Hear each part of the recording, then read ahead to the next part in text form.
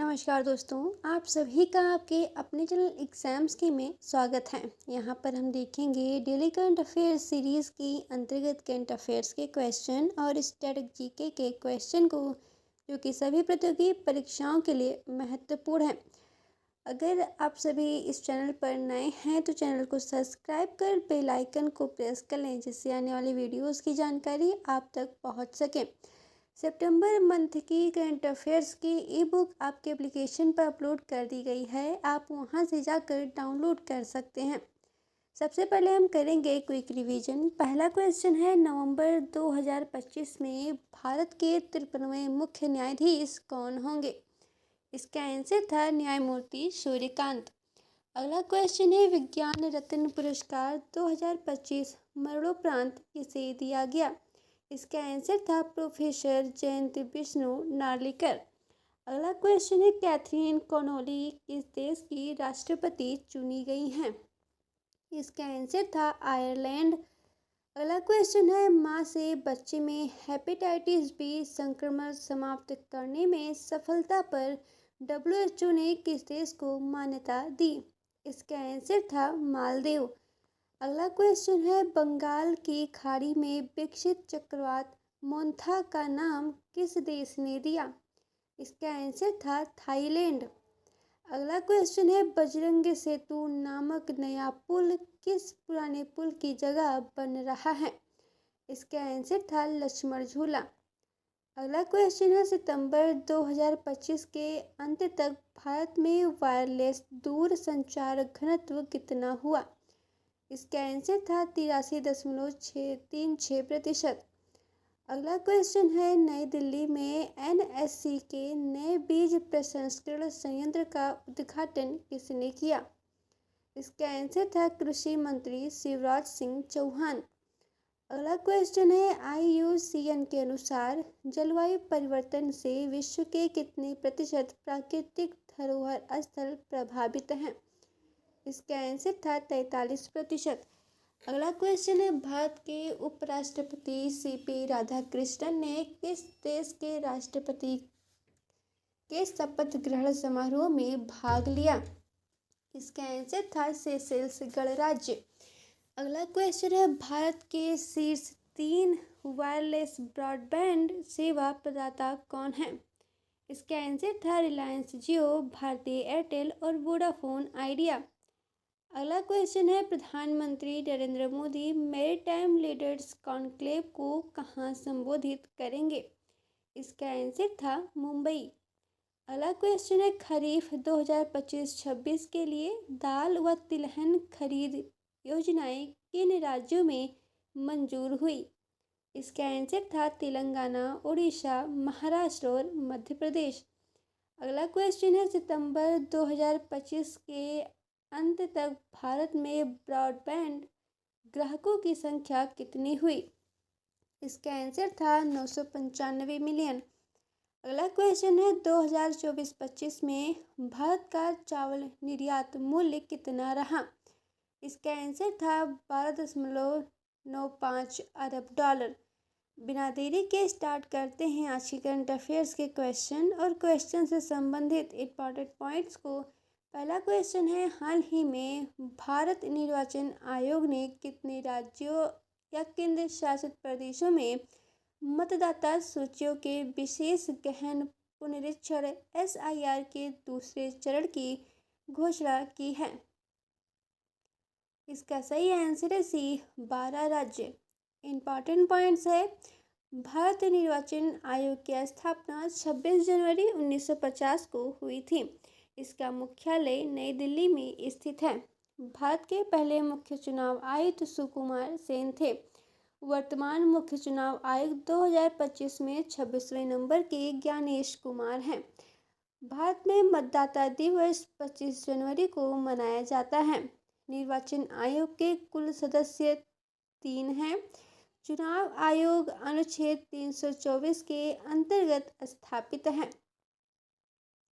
दूसरा क्वेश्चन है, केंद्र सरकार द्वारा गठित 8वां वेतन आयोग अपने गठन की तिथि से कितने माह में अनुशंसाई देगा? इसका सही आंसर है सी, 18 माह। तीसरा क्वेश्चन है, किस राज्य सरकार ने दिसंबर 2025 से बाहरी राज्यों के लिए वाहनों पर ग्रीन सेस लगाने की घोषणा की है? इसका सही आंसर है बी, उत्तराखंड। इंपॉर्टेंट पॉइंट्स है, उत्तराखंड की राजधानी देहरादून है। राज्य के वर्तमान मुख्यमंत्री पुष्कर सिंह धामी हैं। ग्रीन सेस का उद्देश्य पर्यावरण संरक्षण और प्रदूषण नियंत्रण है। उत्तराखंड में चारधाम यात्रा धार्मिक पर्यटन के लिए प्रसिद्ध है। राज्य में मुख्य नदियां गंगा और यमुना हैं। पर्यावरण कर ग्रीन टैक्स सबसे पहले दिल्ली में लगाया गया था। उत्तराखंड का गठन 9 नवंबर सन 2000 में हुआ था। चौथा क्वेश्चन है, भारत किस देश के ओशन स्काई 2025 वायु अभ्यास में शामिल होने वाला पहला गैर नेटो देश बना है? इसका सही answer B, Spain. Important points है, ओशियन स्काई अभ्यास स्पेन में होता है। भारत इस अभ्यास में वर्ष 2025 में शामिल हुआ है। यहाँ वायु युद्ध अभ्यास है। नाटो का पूरा नाम नॉर्थ एटलांटिक ट्रीटी ऑर्गेनाइजेशन है। स्पेन की राजधानी मैड्रिड है। भारतीय वायुसेना का आदर्श वाक्य नभः स्पृशं दीप्तम् है। भारत का पहला अंतर्राष्ट्रीय वायु अभ्यास एक्सरसाइज स्कोप इंडिया है। पांचवा क्वेश्चन है, कैबिनेट ने रबी सीजन 2025-26 के लिए किन उर्वरकों पर पोषक तत्व आधारित सब्सिडी दरें मंजूर की है? इसका सही आंसर बी, फास्फेट और पोटास। इंपॉर्टेंट पॉइंट्स है, फास्फेट और पोटास उर्वरक फसल वृद्धि के लिए उपयोगी हैं। भारत में रबी सीजन नवंबर से अप्रैल तक होता है। फास्फेट का रासायनिक सूत्र PO4 होता है, जिसका आवेश -3 होता है। भारत में उर्वरक सब्सिडी केंद्र सरकार देती है। पोटाश की कमी से पौधों की पत्तियां पीली पड़ने लगती हैं। प्रमुख रबी फसलें गेहूं, चना और सरसों हैं। उर्वरक नीति की निगरानी कृषि मंत्रालय करता है। छठवां क्वेश्चन है, सेखो IAF मैराथन 2025 का आयोजन कौन करेगा? इसका सही आंसर है सी, भारतीय वायुसेना। इंपॉर्टेंट पॉइंट्स है, लाल चंदन मुख्य रूप से आंध्र प्रदेश और तमिलनाडु में उगाया जाता है। लाल चंदन औषधि और नक्काशी कार्य में प्रयोग होता है। लाल चंदन का वैज्ञानिक नाम पेटेरोकार्पस सेंटालाइनस है। भारत में जैव विविधता प्राधिकरण चेन्नई में स्थित है। जैव विविधता अधिनियम सन 2002 में लागू हुआ। तमिलनाडु की राजधानी चेन्नई है। लाल चंदन का निर्यात प्रतिबंधित वस्तु जैसी श्रेणी में आता है। सातवां क्वेश्चन है, राष्ट्रीय जैव विविधता प्राधिकरण ने लाल चंदन किसानों के लिए 55 लाख रुपए किस राज्य में जारी किए हैं? इसका सही आंसर है बी, तमिलनाडु। इंपॉर्टेंट पॉइंट्स है, भारत में दूरसंचार विभाग DOT संचार मंत्रालय के अंतर्गत आता है।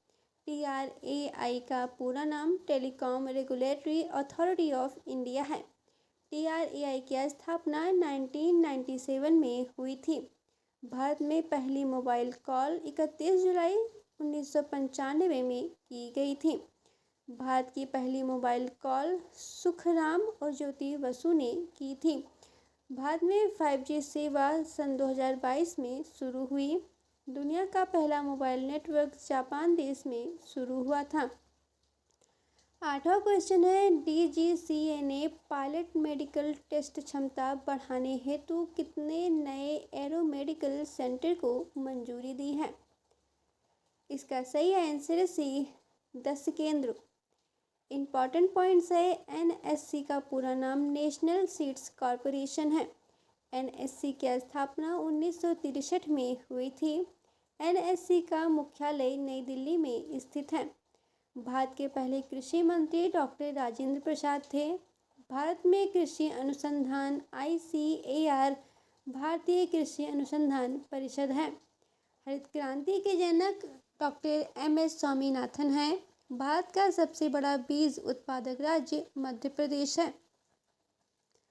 नौवां क्वेश्चन है SDRF के तहत केंद्र ने 27 राज्यों को कितने करोड़ रुपए जारी किए हैं।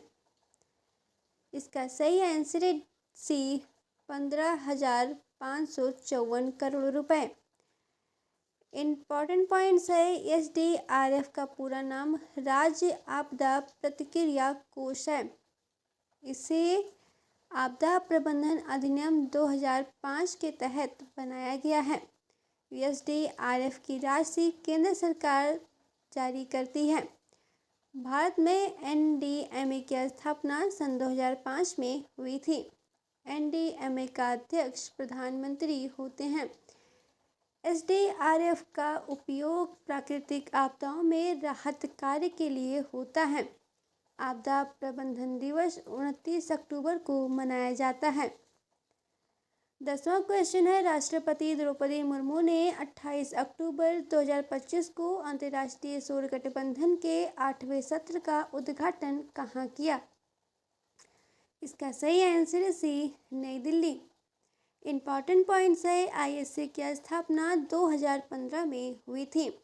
ISA का हेडक्वार्टर गुरुग्राम हरियाणा में है। ISA का उद्देश्य सौर ऊर्जा को बढ़ावा देना है। ISA का नारा one world one sun one grid है। ISA की स्थापना फ्रांस के साथ मिलकर हुई थी। 8वां सत्र नई दिल्ली में आयोजित हुआ है। ISA के वर्तमान महानिदेशक अजय माथुर हैं। 11वां क्वेश्चन है वित्त वर्ष 2024-25 में भारत के सेवा क्षेत्र का GVA में योगदान कितना था। इसका सही आंसर है सी 55%। इम्पॉर्टेंट पॉइंट्स है सेवा क्षेत्र में प्रमुख योगदान IT, बैंकिंग, शिक्षा, पर्यटन, बीमा का होता है। सेवा क्षेत्र का भारत के GDP में लगभग 55% योगदान है। भारत का सबसे बड़ा सेवा निर्यातक शहर बेंगलुरु है। भारत में मेक इन इंडिया के समान सेवा क्षेत्र योजना services exports from India scheme SEIS है। सेवा क्षेत्र में सबसे अधिक रोजगार IT और BPO का है। भारत का IT निर्यात मुख्यतः अमेरिका और यूरोपीय देशों को होता है। सेवा क्षेत्र की देखरेख वाणिज्य उद्योग मंत्रालय करता है। 12वां क्वेश्चन है भारतीय सेना ने पहला स्वदेशी सॉफ्टवेयर डिफाइंड रेडियो SDR किसके द्वारा विकसित खरीदा। इसका सही आंसर है सी DRDO। इम्पॉर्टेंट पॉइंट्स है DRDO की स्थापना 1958 में हुई थी। DRDO का पूरा नाम defence research and development organisation है। DRDO का मुख्यालय नई दिल्ली में स्थित है। DRDO के वर्तमान अध्यक्ष डॉक्टर समीर V कामत हैं। सॉफ्टवेयर डिफाइंड रेडियो का उपयोग सेना के सुरक्षित संचार हेतु होता है। SDR का लाभ सभी फ्रीक्वेंसी बैंड में डेटा ट्रांसमिशन का होता है। DRDO ने अग्नि, आकाश, पिनाका, तेजस जैसे प्रमुख हथियार विकसित किए हैं। 13वां क्वेश्चन है सुजीत कलकल ने अंडर-23 विश्व कुश्ती चैंपियनशिप में कौन सा पदक जीता है। इसका सही आंसर है सी स्वर्ण पदक। इम्पॉर्टेंट पॉइंट्स है सुजीत कलकल कुश्ती खेल से संबंधित हैं। उन्होंने स्वर्ण पदक जीता है। अंडर-23 विश्व कुश्ती चैंपियनशिप 2025 तिराना अल्बानिया में आयोजित हुई है। भारत के प्रसिद्ध पहलवानों में बजरंग पूनिया, रवि दहिया, साक्षी मलिक हैं।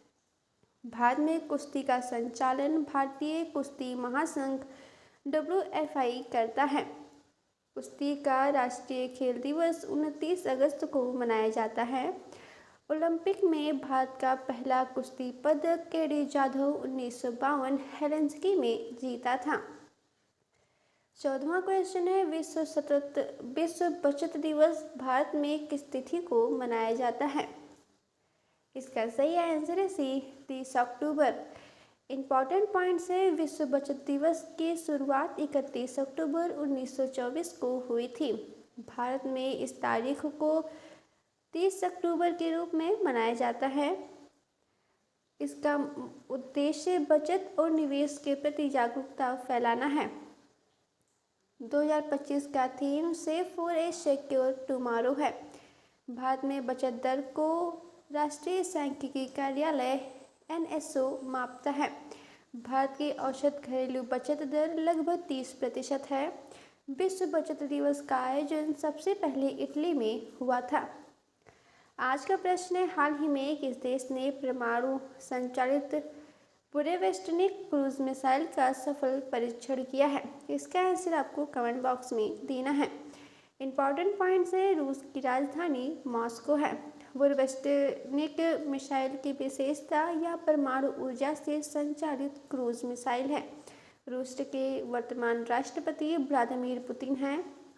यह मिसाइल लंबी दूरी की रणनीतिक मिसाइल हथियार वर्ग में आती हैं। रूस की प्रमुख मिसाइल श्रृंखलाएं सरमद, किंझाल, बुरेवेस्टनिक है। रूस की अंतरिक्ष एजेंसी का नाम रोसकॉसमॉस है। रूस और भारत के बीच रक्षा सहयोग का कार्यक्रम ब्रह्मोस मिसाइल परियोजना है। बिना देरी के स्टार्ट करते हैं स्टैटिक जीके के क्वेश्चन को। पहला क्वेश्चन है, भारत में ब्रिटिश साम्राज्य का संस्थापक कौन था? इसका सही आंसर है सी, रॉबर्ट क्लाइव। दूसरा क्वेश्चन है, भारतीय राष्ट्रीय सेना की स्थापना किस वर्ष हुई थी? इसका सही आंसर है सी, 1942। तीसरा क्वेश्चन है, नागरिकों के मौलिक कर्तव्य संविधान में किस वर्ष जोड़े गए हैं?